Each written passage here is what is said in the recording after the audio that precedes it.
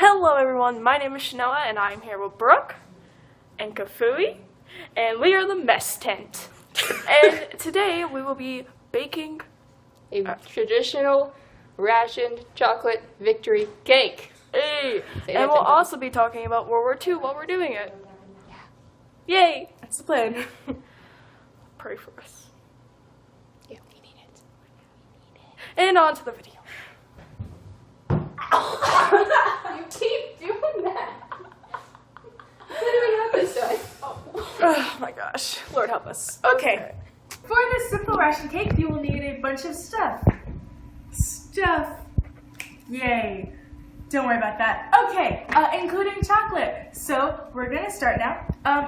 Brooke, why don't you measure out the flour and I'll melt the chocolate? No, I don't want to do that. I want to melt the chocolate. Brooke? Guys, don't make you guys sign a non-aggression pact. Stop it. Stop. Please.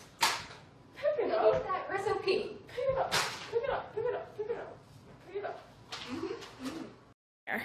Speed round.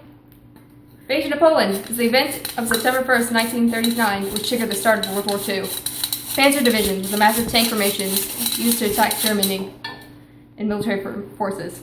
Leftowitz, the German Air Force during World War II.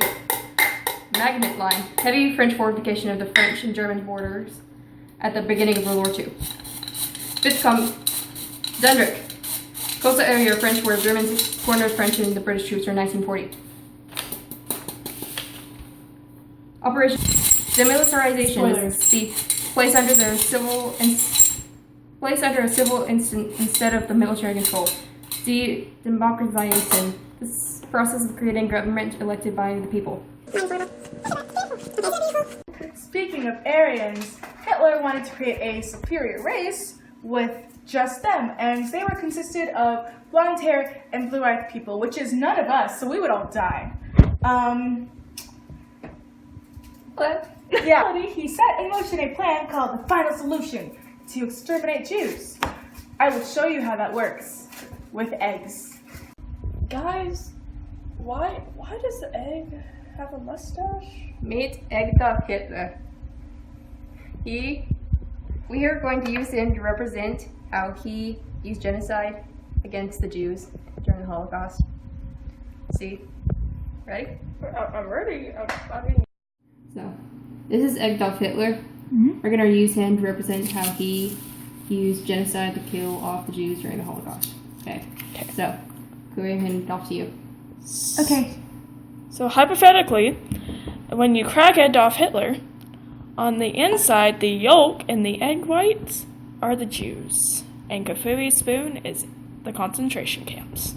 Ready? Ready? I'm sorry if this is offensive. Okay. No To who, offense. Hitler? Or Adolf Hitler? Adolf. No, it's not. Just go. Ready? Ready. 5, 4, 3, 2, 1. Goodbye, Adolf.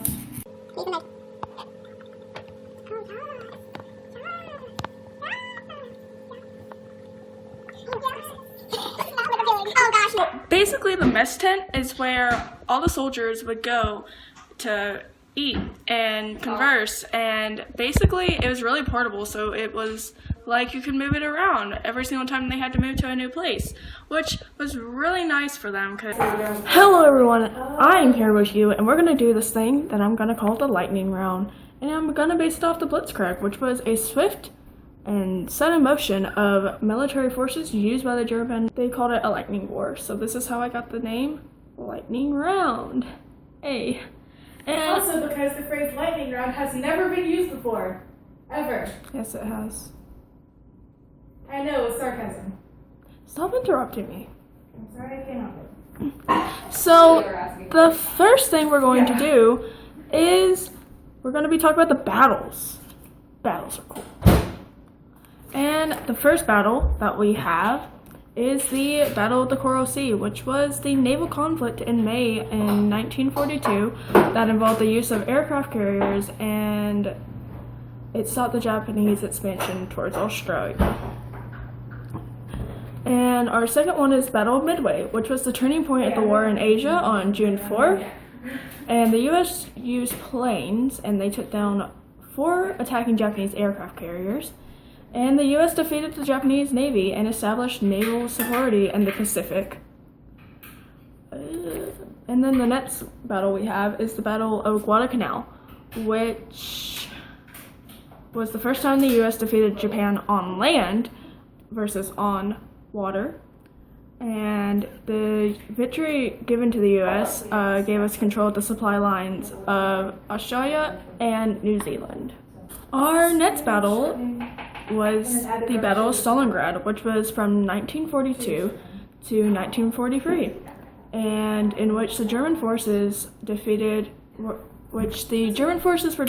in their attempt to take over a industrial port city on the Volga River in the Soviet Union. And this was one of the most deadly battles during World War II, in which Germany was defeated and lost horribly. Our next battle was the Battle of the Bulge, which was from December 1944 to January 1945.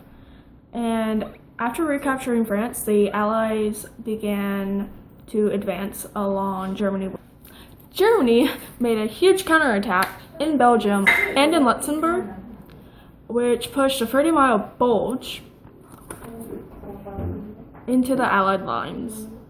The Allies stopped the German advance and threw them back across the Rhine with heavy losses. Therefore, if you don't understand that, Germany lost again.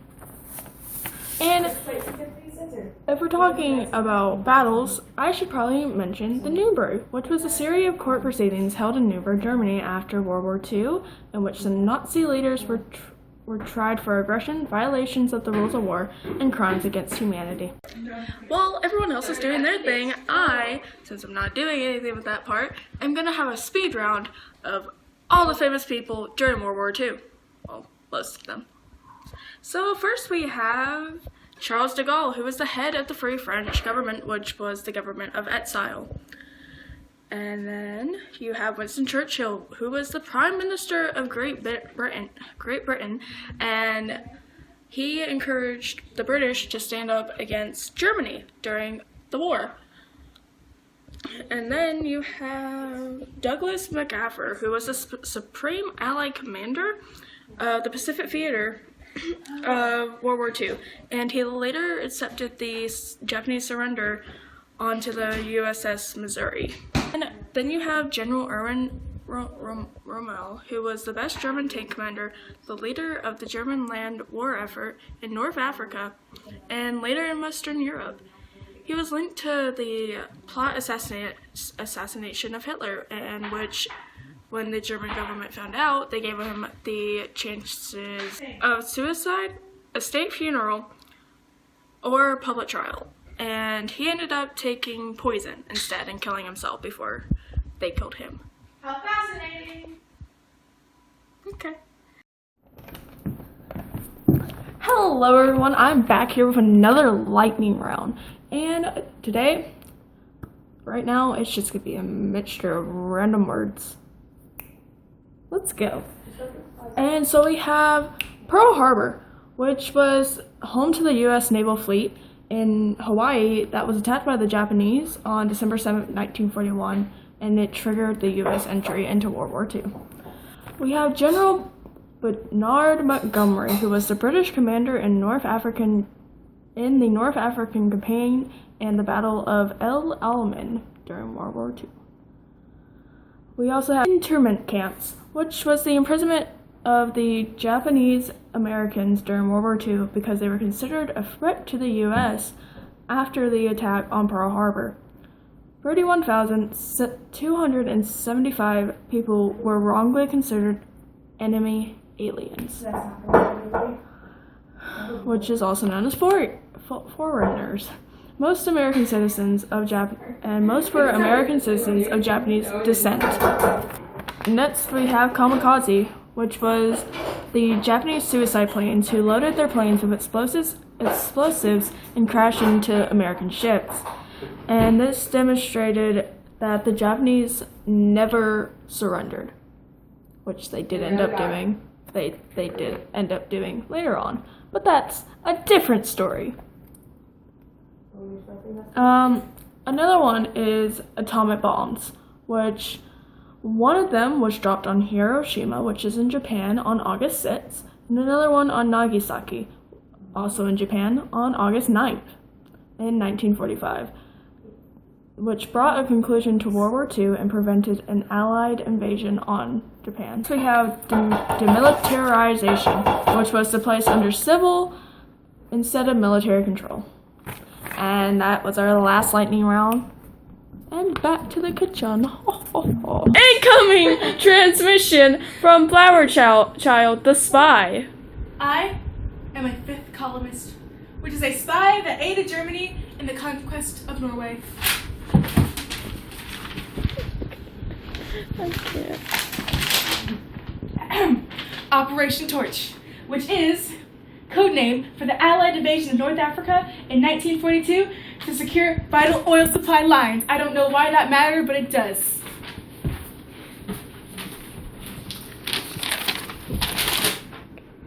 Operation Overlord, codename for the Allied invasion of Normandy in June 1944.